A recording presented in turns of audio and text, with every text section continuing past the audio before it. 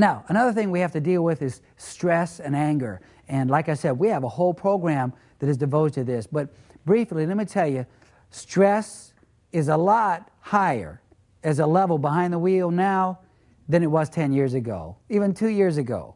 There's a lot of reasons for this. I do a whole course on stress and anger management.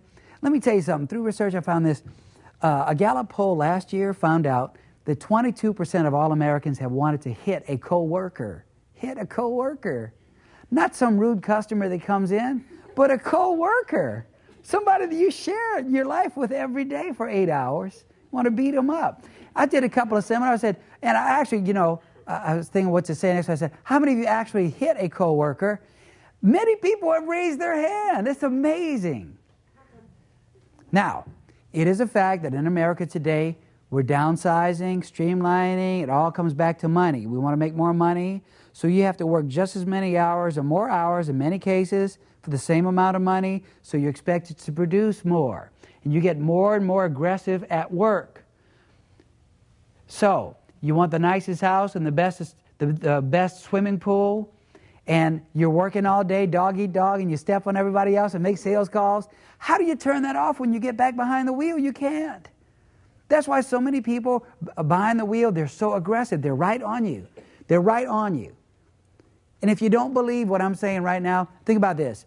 If you're on the way home and you stop at a red light, and your first car at the red light, and the light turns green and you don't go anywhere, count to 2, 1,001, 1,002. What's happening behind you? They're so stressed out. They're blowing the horn. They pass you. They flip you off. And they give you the evil eye. Like, you held me up. You held me up for 2 seconds. What's up with that? 2 seconds out of my life. Isn't that true?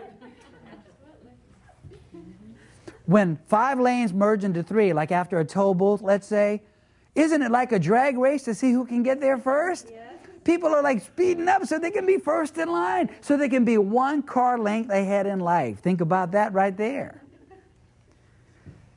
With so much stress and anger, and the worst form, of course, of aggressive driving like that is road rage, where people actually get out of their car and hit the other person. You see that on the news sometimes. That's a terrible thing.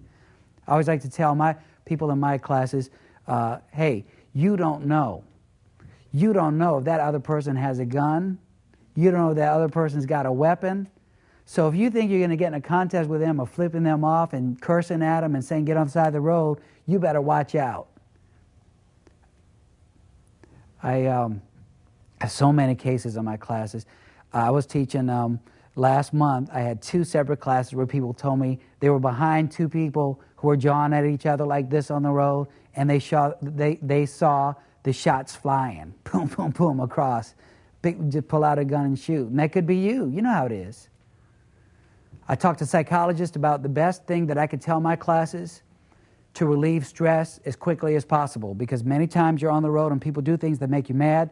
We're going to be talking about peeves in just a little while, things that really make you angry. But you know how it is. You're going down the road, somebody cuts you off. They don't use your signal, and they cut in front of you, or they cut across 4 lanes of traffic.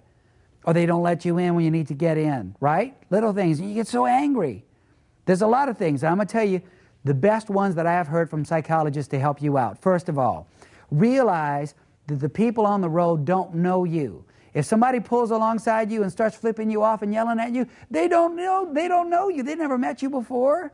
Usually it's a person who's angry at something else. They're angry at the wife. They're angry at the boss, the coworker who didn't change shifts with them. They're angry at the person down the road who just cut them off, and they're looking for a victim, somebody to take it out on, and it happens to be you. And you did that one little thing they didn't like, and they're coming after you. Get off of the next exit, go to a safe place, try to find a police station if they're following you, but get away from that situation. Let them go hurt somebody else today. Today's not your day.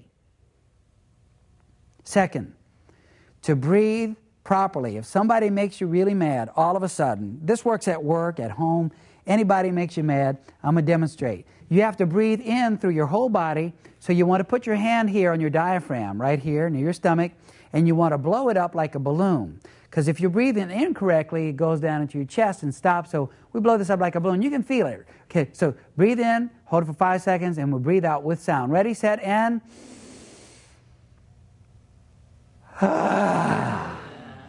And again.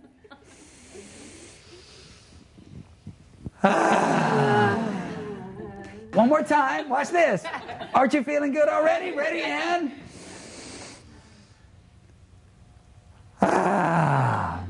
do that in your car if somebody makes you mad. You know, it's really cool. If somebody makes you mad, like in an argument with them at work, you say, hey, I'm really upset. Just a second. They're going to be wondering what they did wrong or what they did right. Oh, man, I'm so relaxed now. Let's everybody hold hands and sing Kumbaya. Everybody.